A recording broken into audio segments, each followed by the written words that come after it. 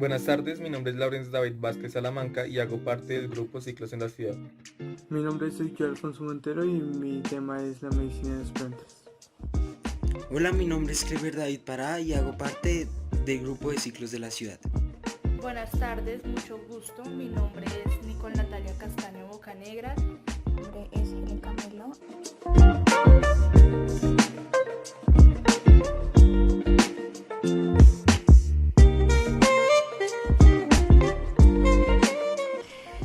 Al enfocarnos en el término de la naturaleza, abarcamos todo lo relacionado con las plantas y el proceso con el cual se va viendo un desarrollo biológico y físico. Además de conocer diferentes aspectos que el ser humano puede evaluar y dar a conocer en un planteamiento científico, pero que también puede ayudar a su mejoramiento en caso de tener alguna comorbilidad que se quiera mejorar. Además de un concepto naturalizado donde se valorará su progreso. Esto conlleva a dar el autoconocimiento y autodesarrollo de este, por el cual hace que los miembros de tal avance se desempeñaran en una investigación exhaustiva que tiene como exposición tener presente y además hacer análisis de cada exploración, la cual siempre se llevará a cabo con los conceptos biológicos y físicos. En nuestra planta elegida en nuestro grupo es el eucalipto. Pero para conocer los principales beneficios de esta planta debemos saber qué es el eucalipto. El eucalipto es una planta medicinal muy usada para resfriados y problemas respiratorios, aunque en algunos casos también se utiliza como antiséptico de amplio espectro. ¿Cuáles son los principales beneficios de esta planta? Esta planta alivia resfriados y afecciones respiratorias, uso antiséptico y desinfectante ante procesos virales. Y también ayuda a descongestionar los pulmones y a combatir el reuma. ¿Qué es el reuma? Al hablar del reuma nos estamos refiriendo a un término coloquial que emplea para referirse a alguna de las más de 100 enfermedades que puede afectar a los músculos del cuerpo. ¿Qué tanta importancia tienen los factores artificiales externos dentro del proceso de desarrollo y crecimiento de las plantas? Como todos los seres vivos, las plantas tienen varios factores que intervienen en su desarrollo vegetal y químico, los cuales se clasifican en internos y externos. Durante esta investigación nos centraremos en esclarecer la importancia de estos últimos. El máximo crecimiento de una planta, de acuerdo con el concepto de Mitscherlich y Spielmann, se obtiene cuando cada factor interviene de una manera intermedia, sin abundar pero tampoco sin escasear. Los factores que afectan el crecimiento de las plantas son 1. Climáticos. Dentro de este factor se incluye la precipitación, temperatura y la energía radiante. 2. Bióticos. Dentro de este factor se incluyen los genéticos y los cultivos asociados. 3. Edáficos. Dentro de este factor se incluyen las características físicas y químicas de los suelos. Con el avance agrónomo que ha surgido en esta nueva trayectoria como especie, se ha podido emular artificialmente estos tres anteriores factores de forma funcional, y este es nuestro fenómeno a tratar, el funcionamiento de un huerto y el desarrollo de la planta dentro de este. El desarrollo que tiene una planta dentro de un huerto está rodeado de fenómenos biológicos, químicos y físicos, con los mecanismos artificiales que buscan imitar procesos naturales.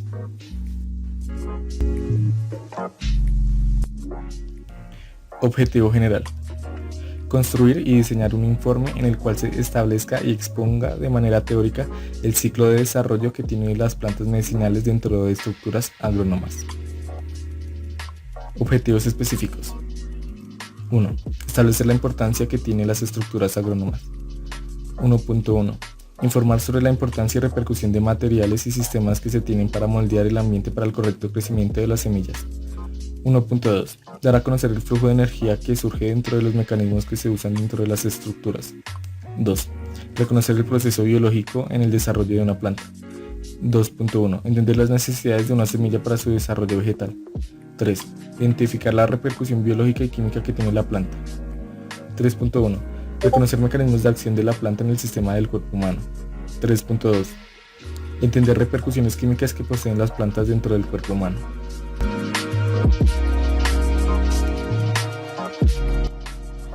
El primer sistema que compone este huerto es el sistema hidráulico. Se busca suplir la precipitación por medio de un sistema de riego o perímetro de riego, el cual es un conjunto de estructuras que hace posible que una determinada área pueda ser cultivada con la aplicación del agua necesaria a las plantas. En el caso de nuestro huerto medicinal usaremos un sistema de riego por goteo, el cual por medio de conductos cerrados que necesitan presión para la conducción del agua hasta emisores que permiten el riego de pequeños volúmenes de agua periódicamente. Este se compone de los siguientes. Cabezal del riego.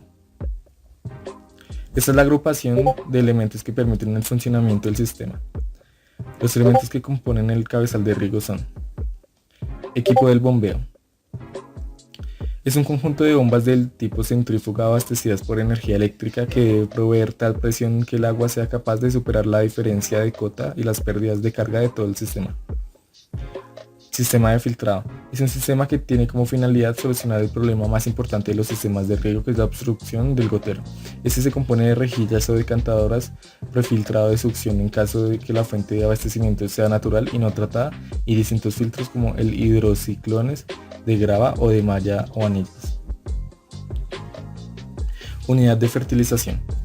Es un sistema que se emplea para inyectar fertilizantes, el cual se divide en dos: el depósito de almacenamiento, que se compone de tanques de 200 litros resistentes a la corrosión, y la inyección o fertilización, que se compone de un tanque de fertilización o inyector Venturi con el fin de inyectar la solución al sistema. Aparatos de control y medición.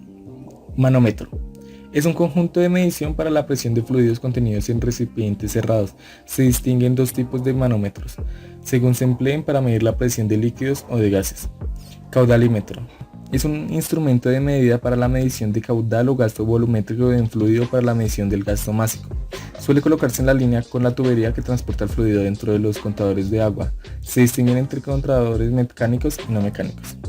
Controlador de riegos. Es una herramienta que se conecta al grifo salida del agua o las electroválvulas con el objetivo de permitirnos programar las días, las horas y la duración del riego. Tuberías de conducción. Se le llama línea de conducción al conjunto integrado por tuberías que permiten el transporte de agua en condiciones adecuadas de calidad y cantidad, desde la fuente de abastecimiento hasta su distribución. Laterales y riego.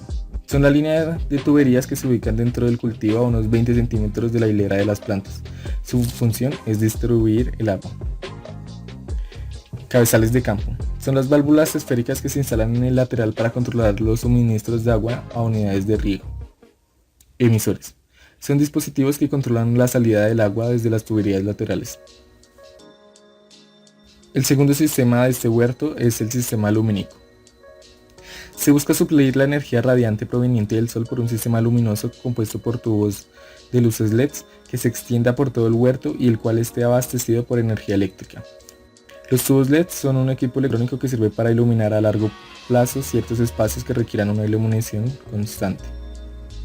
Estos tubos están formados por un driver electrónico, el cual se encarga de convertir la corriente alterna en corriente continua, lo que hace que este equipo sea más seguro, además de transportar 230 voltios, cantidad suficiente para que este dispositivo rinda y no necesite equipos como la reactancia y, como ya lo dijimos anteriormente, tenga una mejor eficiencia energética. El tercer sistema dentro de este huerto es el sistema eléctrico. A fin de suplir la energía que consume el huerto se necesita un conjunto de estructuras, conductores, accesorios y dispositivos que permitan el suministro de energía eléctrica desde las centrales generadoras hasta el centro de consumo para alimentar a los componentes de los sistemas que necesiten de electricidad. Este se compone de cableado eléctrico. Es un sistema conformado por cables, el cual tiene como fin ser el conductor que permitirá el flujo de energía eléctrica con las fuerzas de tensión por medio de su alto grado de conductividad a los demás componentes y circuitos. Cuadro general de mando y protección. Tiene como función comandar el sistema eléctrico del huerto y protegerlo. En ella se alojan los siguientes elementos de mando y protección. Interruptor de control de potencia, ICP. Tiene como función proteger frente a sobrecargas o cortocircuitos la instalación interior del huerto al completo. Interruptor general automático, IGA. Tiene como función cortar corriente de forma automática cuando se detecta un gran aumento en la intensidad de corriente circulante. El IGA también permite su activación de forma manual, en caso de reparaciones o ausencias prolongadas. Interruptor diferencial, ID. Tiene como función la protección de usuarios de la instalación frente a posibles contactos accidentales con aparatos eléctricos, metálicos cargados con una tensión debido a una fuga de corriente en la instalación. Interruptor PIA. Tiene como función proteger cada uno de los circuitos independientes de la instalación del interior del huerto. Circuitos independientes. El sistema eléctrico del huerto consta de varios circuitos independientes que suministran energía eléctrica. Son el conjunto de circuitos eléctricos que configuran el sistema eléctrico interior del huerto y que alimentan a los distintos receptores instalados. C1. Circuito destinado a alimentar todo el sistema lumínico del huerto. C2. Circuito destinado a alimentar componentes del sistema hidráulico. C3. Circuito destinado a alimentar todo el sistema de aire acondicionado. C4. Circuito destinado a alimentar tomas de corriente. El último sistema trabajado en este huerto es el sistema de temperatura. Se busca generar una temperatura óptima para el crecimiento del eucalipto por medio de dos sistemas. La estructura en sí es el primer sistema, ya que esta es creada con un material con propiedades aislantes térmicas para que dentro del lugar no se vea afectado por el equilibrio térmico que haya en el ambiente del sitio donde se haya creado el huerto. Como segundo sistema, se usará un sistema de aire acondicionado abastecido por energía eléctrica, el cual tiene como función mantener la temperatura cálida, ya que este sirve para adecuar la temperatura en un espacio por medio de un proceso cíclico en donde ocurren varios cambios químicos que se realizan en el dispositivo o sistema seleccionado, principalmente con el gas que se produce que pasa al compresor. Luego comprime el gas hasta volverlo líquido, mientras libera calor. Luego de que esté totalmente líquido, pasa nuevamente al evaporador que transforma el líquido nuevamente en gaseoso. Una de las características de este huerto es el suelo. A fin de crear el espacio más óptimo para el eucalipto, su suelo debe ser arcilloso, ya que este tiene partículas muy pequeñas con minúsculos espacios de poros o microporos. Tiene un espacio total poroso general mayor que el del suelo arenoso, debido a lo cual el suelo absorbe y retiene más agua. Sembrar el eucalipto. En el proceso del eucalipto principalmente se deben tener en cuenta aspectos como el suelo y el clima. En cuanto al suelo, este es más adecuado hacerlo en un suelo suelto, húmedo, con un buen drenaje y un pH neutro ligeramente ácido. En cuanto al clima, la mayoría de los eucaliptos no toleran las heladas o toleran ligeras heladas de hasta -3 a -5 grados centígrados. Algunos autores mencionan que requerirían de cierta protección contra heladas durante el invierno. En cuanto al manejo agronómico, se debe tener en cuenta el proceso que se hace a la hora de plantar el eucalipto, los cuales son: primero se prepara el suelo con una hilera de plantación cultivando unos 50 centímetros de suelo con un motocultivador y luego se hace un arado cerrando el surco. Segundo, se debe adquirir dos tipos de plantas en bolsas con sustrato a un vivero de Osorno, cuyo tamaño oscila entre 15 a 20 centímetros, y plantines en bandejas entre 5 y 10 centímetros de alto. Tercero, en el sistema el cultivo se establece en camellones elevados a unos 20 a 30 centímetros sobre el suelo para mejorar así la aireación y drenaje. Cuarto, en la primavera es ideal el cultivo del eucalipto, ya que en esta temperatura se obtienen mejores resultados. Cuando no existe esta posibilidad de riego se debe plantar a fines de otoño, así las heladas de invierno no interfieren entre el establecimiento del cultivo. Quinto, en el marco de su plantación, se señala que los árboles se deben plantar a una densidad de 3.000 a 4.000 plantas. Mayores densidades se pueden utilizar, pero la vida productiva del cultivo se reduce más o menos a 10 años. En cuanto a la fertilización se suele realizar con aportes equilibrados de los nutrientes principales, NPK, y acompañados en menor medida de micronutrientes como el boro. Su aportación se realiza durante los años posteriores a la plantación y permite mejorar el crecimiento, la vigorosidad a la vez que un mejor cierre de copas, mejor autopoda, mejor malas hierbas y matorrales. En cuanto al riego, es muy importante tener un sistema de riego implementado antes del trasplante, ya que las plantas jóvenes son muy sensibles a la falta de humedad. La frecuencia debe ser diaria durante el verano, con un tiempo de riego de 15 minutos. La literatura señala que árboles adultos resisten periodos de sequía y en esta zona del país no sería necesario continuar regándolos. En cuanto al control de malezas, la interferencia de las malezas en el crecimiento es más marcada durante el periodo de establecimiento, en especial por la competencia por los recursos del medio, que es el agua, la luz y los nutrientes. La competencia de las malezas pues puede producir pérdidas elevadas en la productividad. Los mayores efectos negativos por la falta de control de malezas o por un control inadecuado se registran en la sobrevivencia, en el crecimiento o en la homogeneidad de las plantaciones. El tiempo durante el cual se debe mantener a las plantaciones libres de las interferencias de las malezas, así como la superficie a controlar para lograrlo. Poda. La primera poda que se hace a esta especie es una formación del árbol, despuntando el tallo principal y cortando las ramas principales a nivel de tronco principal. Con ello se estimula la brotación lateral. Esto no se debe hacer nunca antes del segundo año de crecimiento ni que afecte a más del 50% de las ramas, sino el árbol se debilita mucho e incluso puede morir.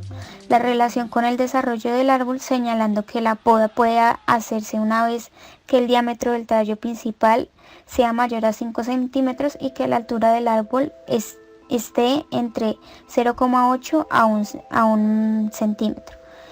En tutorado esto es especialmente importante en árboles jóvenes ya que son muy sensibles al viento. Si se quiere tener plantas erguidas se debe considerar colocar un tutor al menos hasta que la plantación tenga de 2 a 3 años y que los árboles ya estén más formados. En cuanto a la cosecha y la post cosecha, el momento de cosecha se determina por el largo de los tallos que requiere un mínimo de 50 centímetros. El eucalipto no se describe como una especie sensible al etileno, por lo cual pues se podría almacenar con otras especies florales. De ahí que debe asegurarse que esta especie sea correctamente hidratada. Los paquetes se hacen eliminando hojas de los primeros 15 centímetros del tallo y con 10 varas con tallos sencillos o compuestos. Por último, cabe resaltar que la cosecha de los tallos estimula la brotación, rejuvenece al árbol y así se mantiene más como un arbusto y no como un árbol. Para esta especie se indica una vida útil o vida en florero de 30 días. En cuanto a la propagación, lo habitual es la reproducción por semilla con siembra particularmente en los meses de primavera, dado que se requiere una temperatura para la germinación entre 13 a 18 grados centígrados. Para facilitar la germinación debe someterse a un proceso de estratificación con frío y alta humedad para romper así su latencia al menos por unos 30 días. La germinación tarda alrededor de 2 semanas.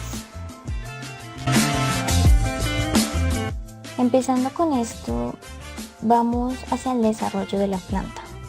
Nuestra planta es el eucalipto. Sabemos que el eucalipto siempre es caracterizado por alcanzar cierta altura y cierto desarrollo. Sabemos que es peculiar su loramenta y les doy un dato curioso. Esta loramenta es de cineole.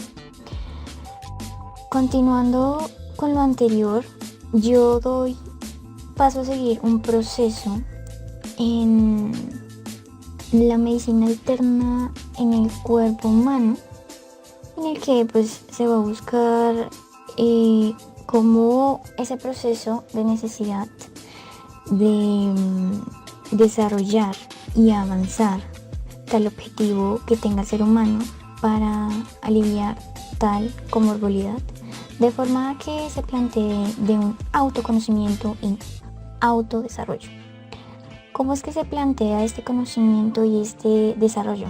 Se plantea desde la forma en que desarrollamos y evaluamos cada avance en tanto al nivel de cómo en nuestra huerta va a avanzar, el nivel de qué debemos utilizar y tal desarrollo evaluativo.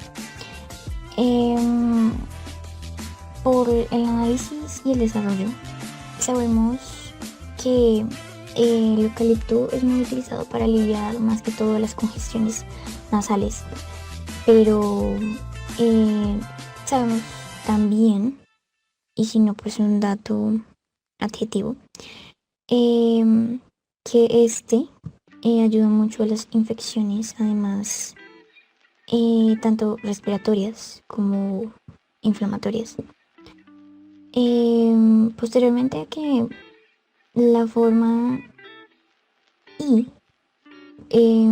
Los componentes que éste adquiere son muy naturales para el ser humano, y hace que, al ser natural y al no tener químicos, al no tener adecuaciones malas que contaminan nuestro organismo, ayuda a que pues este se desarrolle mejor, de tal manera que este fuera un estimulante bueno para un gran desarrollo de tal comorbilidad mala que tenga la persona, o tal desarrollo o tal autoconocimiento que la persona quiera ampliar.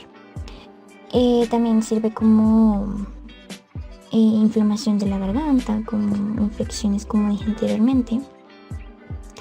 Se debe utilizar correctamente. Posteriormente, primero desarrollar bien, autoconocer cómo es el proceso de desarrollo, de saneamiento, de utilización, de uso, para que pues sea un buen desarrollo.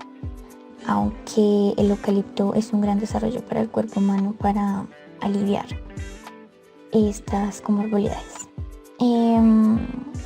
Continuando con la huerta, nuestro desarrollo evolutivo, esos avances. Para el desarrollo evolutivo está que en las zonas tropicales templadas y subtropicales, en estas zonas sabemos que la parte ecológica y la parte desarrollativa que vamos a plantear con el eucalipto y su avance evaluativo nos conlleva a decir que va a haber un gran crecimiento del árbol, pero este va a ayudar como beneficio a este ambiente. También que pues va a ayudar al que autoconoció y autodesarrolló el eucalipto a las propiedades que tiene, a ayudar a esa persona con comorbilidad o enfermedad a desarrollar un buen proceso del sanar, y ese conocimiento de las propiedades que ayudaron a sanar cada elemento que lo ayudó a sanar. Además de que sabemos que el olor lo adquirimos alimenta, ¿no? Pero pues es diferente en aspectos curativos del ser humano. ¿Por qué ocurre esto? Porque el eucalipto tiene un 82,27% y además tiene un terpineno de 1,1%. ¿Esto qué significa? Sabemos que estos dos componentes en el eucalipto hacen que se distribuya un gran desarrollo y un gran concepto central de ayuda hacia el ser humano y hacia las propiedades que contiene. Este compuesto principal de aceite hace que predomine, que desarrolle un gran concepto central y avance evolutivo. A sus propiedades biológicas y físicas nos resultan ser que son analgésicas, de tal forma que yo tengo una herida o tengo una cicatriz, depende del caso que sea, depende de la piel que sea, siempre hay que estudiar la piel, siempre hay que estudiar el desarrollo humano, siempre hay que estudiar en especial cómo nosotros estamos dando ese autoconocimiento, ese desarrollo hacia la planta, hacia el huerto, hacia cada propiedad. Entonces también nos evaluamos a que hay que estudiar también en cómo se va a desarrollar en el ser humano, en cómo va a evaluar, en cómo va a ir cada avance. Entonces, de tal avance va a salir un desarrollo, un planteamiento central en donde pues este analgésico y este cicatrizante va a ser un gran desarrollo final y algo que va a ayudar de forma natural sin contaminar su organismo. Además de lo que dije anteriormente, es congestionante natural. Muy bueno que sea natural y que descongestione de una forma lenta, de un proceso lento, pues sabiendo que es natural y que tu cuerpo está ayudando a que se descongestione con ayuda del proceso y propiedades de la planta. Este es muy utilizado para la aromaterapia. Posteriormente a que ayuda mucho a combatir los dolores musculares. ¿Sabían un dato curioso? Que el eucalipto es un gran relajante muscular, respectivamente para las articulaciones y los músculos, obviamente. Esto me parece muy bueno porque sabemos que el ser humano en algunos aspectos podemos decir que en algún caso de la vida tenemos un terrible dolor muscular o de las articulaciones, como buenos seres humanos activos. Nos pasa a todo el mundo. Entonces, colocando eucalipto, teniendo anteriormente el autoconocimiento y desarrollo de este, sabemos que nos va a aliviar de una forma más natural y de una forma de que tu organismo lo va a recibir muy bien, lo va a recibir naturalmente, lo va a curar naturalmente y pues posteriormente a un desarrollo final muy bueno. Para dolores de garganta, para las afecciones en la piel, hay que ser muy investigativos en este tema. Pues porque el ser humano tiene diferentes afecciones, como están las personas que tienen piel sensible, están las personas que no tienen piel sensible, como le dije, con comorbilidades o sin comorbilidades. Hay que estudiar al ser humano también cómo va a ir su desarrollo a través de estos. Este sigue siendo un desarrollo investigativo posteriormente a que en la aromaterapia este es muy eficaz porque solamente está haciendo contacto tu piel con el vapor de la piel al eucalipto, o sea, el vapor que bota el eucalipto hacia la afección de la piel que haya. Pero sin embargo hay que estudiarlo muy bien antes de desarrollarlo. Pero la única afección que estudié y que es muy eficaz porque no es, o sea, solamente está haciendo contacto el humo con la afección a la piel, o sea, no está como tal la hoja, solo está el vapor. Entonces es muy bueno, igualmente para el dolor de garganta, la tos, la gripe, el asma, el bronquitis. Estoy en proceso investigativo de estudio de un tratamiento del herpes que pueda ayudar en eficacia y centrando el herpes sería el herpes labial, en el que quiero estudiar que el eucalipto puede ser una gran ayuda para mejorar y sanar el herpes labial de una forma natural. Como digo, está en proceso evaluativo e investigativo porque pues cómo desarrollaría el eucalipto en el herpes labial en el ser humano. Es un gran servicio ecológico para el medio ambiente porque pues posteriormente a que el eucalipto y ese desarrollo que tiene, esas propiedades que tiene, pues también es un gran avance ecológico y beneficios para la salud humana y la diversidad biológica. Por favor, hago una aclaración de no usarlo excesivamente porque pues todo en exceso es malo, y como dije anteriormente, tener antes un conocimiento y un desarrollo de lo anterior para poder utilizarlo y tener las precauciones y propiedades bien. Estos componentes del eucalipto están también constituidos por aceites, aldehídos y pues taninos, pero no en propiedad abundante, sino más poca. La sustancia eucaliptol posee diferentes efectos buenos, que es como un mucolito que te va a ayudar a eliminar lo que te explicó, la mucosidad, limpiar las vías respiratorias, y es donde sale ese aire limpio y puro, que ya te sientes que soltaste toda esa mucosidad que tenías afectiva a tu sistema respiratorio. Además de que es muy buena para reducir la irritación que a veces nos provoca la garganta o la nariz, utilizándola 2 veces por semana es más que suficiente para estos casos. Para los anteriores de comorbilidades ya es un desarrollo más evolutivo y continuo al frente de cada concepto. Muchas gracias.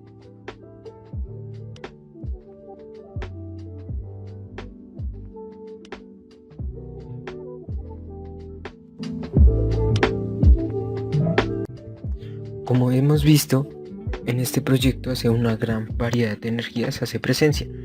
Entre estas la que más predomina es la energía cinética, ya que pues como hemos conocido, esta energía es aquella que está presente en los movimientos de un cuerpo.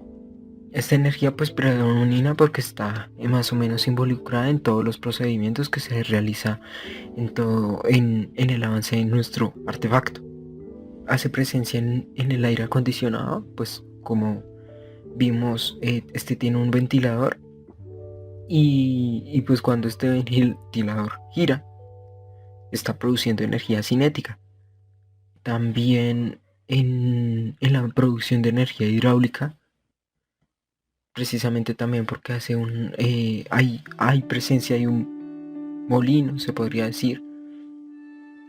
Y por último también está en la presión, ya que pues cuando se hace presión el agua adquiere una gran velocidad y que le permite pues llegar a todo el espacio o el área en donde nosotros queremos.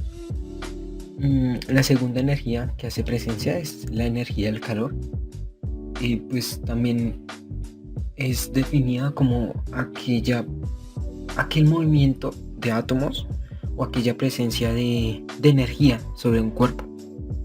Y también está presente en el proceso del aire acondicionado, pues ya que en el aire acondicionado hemos visto que hace presencia de los cambios de estado líquido a estado gaseoso.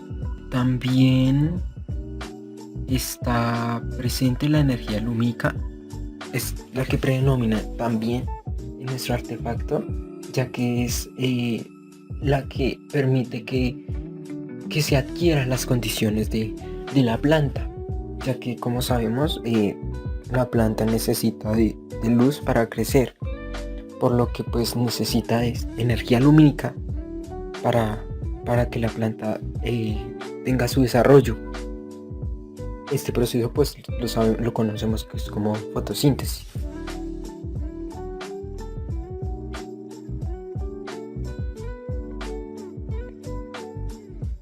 La presión es una magnitud física, el cual se define como la derivada de la fuerza sobre una superficie, el cual es la fuerza de un fluido que se representa o se ejerce perpendicularmente sobre un área.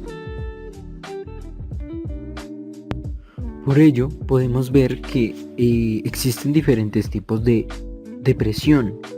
Existe la presión absoluta, existe la presión atmosférica, que es toda esa presión que se ejerce pues en nuestro planeta, depende lo del nivel del mar.